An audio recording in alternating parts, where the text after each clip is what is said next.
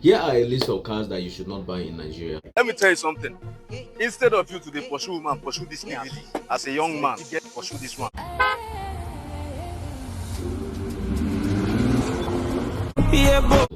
Particularly the 2002 to 2008 7 Series and older X, S5, V8. You understand? This car, see, electrical problem is a complex issue with these cars. I'm telling you the truth. Interconnected wiring networks that confuse, I mean, general local mechanics. These mechanics don't just know how to go about it. So what they do is they just confuse, they just make you go insane. As the car owner, trust me, you are the one that will get the heat from these mechanics. They don't really understand it. They've not understood it till today. That is why most people, you see, most Range Rovers you see on the road, or BMW you see on the road, some of them carry a different kind of engine. I mean, another BMW you should be very skeptical about buying in Nigeria is M Performance variant. You understand? This adds several financial strains due to ultra high maintenance needs. Seriously, so whenever you see the M Performance variants, just look away. Another car you should be very careful about buying in Nigeria is Jaguar. Nigerians call it Jaguar. Yeah, it's Jaguar actually, especially the S type.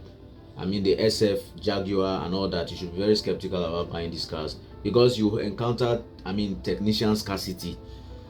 It's very difficult to get technicians that will fix these cars for you. That's just the truth. There's no two ways about it. Take statistics of this thing I'm saying and look around. Even if you don't own a Jaguar yet, maybe you intend buying a Jaguar, take a look around getting a technician that will fix these cars just in case you bought it. Trust me, you walk around, you go walk out tire, you know, go see them. You understand what I'm saying now? Resale value is just low. If you're buying a Jaguar, just know that if you have to resell it for in the future, just know you are selling it lower than you bought it. There's no two ways about it, no matter the maintenance you give to it. It's very impossible to recoup your investment. Even if you bought it, even though it's not for investment purposes, trust me, you'll never get your money out. Sometimes you don't even get half of the money you bought it. Another car is Audi, the V6 and the V8 engine models. My goodness, although I've seen a V6 Audi with the turbocharged, I mean twin turbo that actually served well, but the problem is the technicians. Very rare to get a good technician that will fix it for you, and then it comes with the timing chain problems always. At the rear of the engine requires technicians to completely extract the engine for basic repairs, driving up labor cost. Imagine you trying to fix just alternator and you need to bring down the engine. You want to fix Kickstarter, you need to bring down the engine. Just about everything. And then transmission failures is just another big deal with this car, like widespread transmission failure. That's why you need to be very careful buying an Audi, especially the ones I have mentioned. I mean, certain mainstream brands suffer from systematic transmission designs that fail prematurely under heavy stop and go Nigerian traffic, and Audi is one of them. So another car you should be very, very careful buying in Nigeria, no matter how well to do you are, is the Nissan.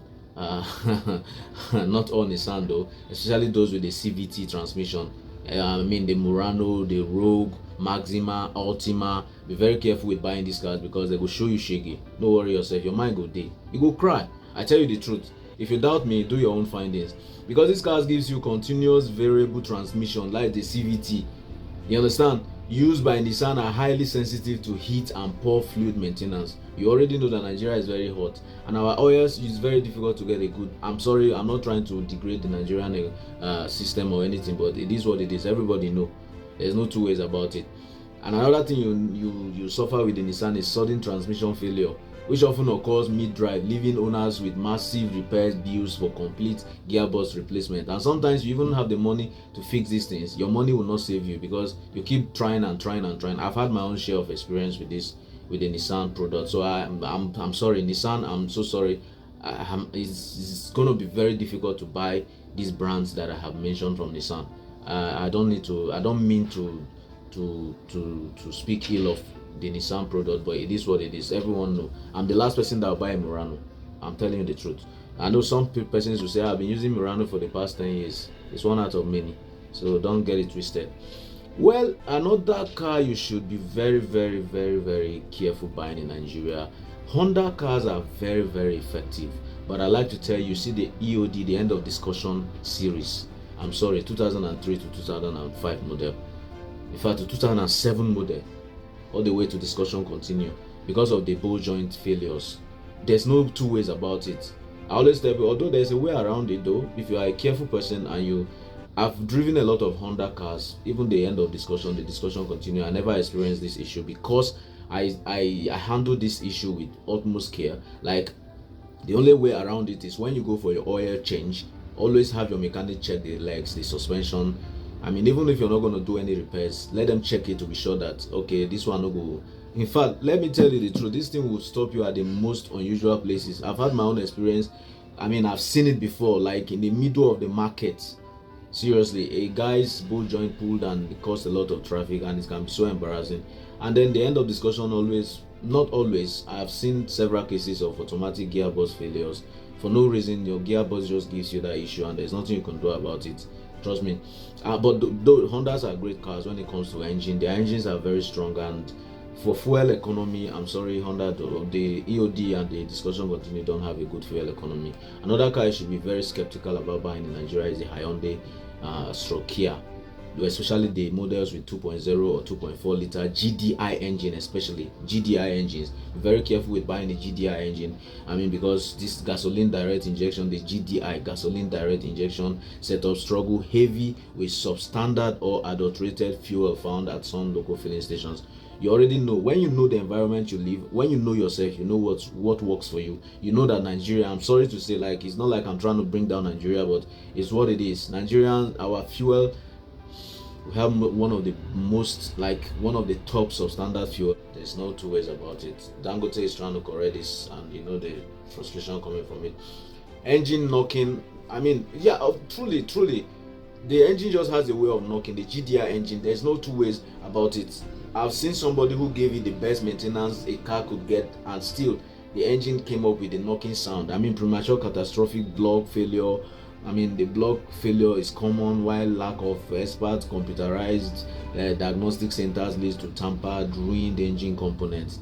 The Hyundai and Honda are two different things. So some persons just get it wrong and they feel like, okay, because it's Hyundai is Honda mechanic fix Hyundai. It's not like that. You understand? So when next you want to buy a GDI engine, the Hyundai with the GDI engine, I'm sorry, be very, very careful. Other brands are you should be very careful about buying in Nigeria, the Pontiac, the Chevrolet, the Buick, so many other brands that you should be very careful buying in Nigeria. These cars are great cars. Like, the truth of the matter is, if you want to enjoy these cars, you should know the environment you are. If you're in the US, you can buy a Chevrolet. If you're in the US, you can buy a Ford and you will enjoy it. Ford is another car you should be very careful about buying in Nigeria. This car has a way of just giving you transmission issues, engine issues, electricals and all that, and oil leaks, power steering failure, so many things that will go wrong if you're not careful. But if you're in the US, trust me, you will enjoy this car. So what I'm trying to say in essence is that the environment you are determines the kind of car you should buy. Let me tell you something. Instead of you to pursue woman, pursue this thing really. As a young man, you get pursue this one.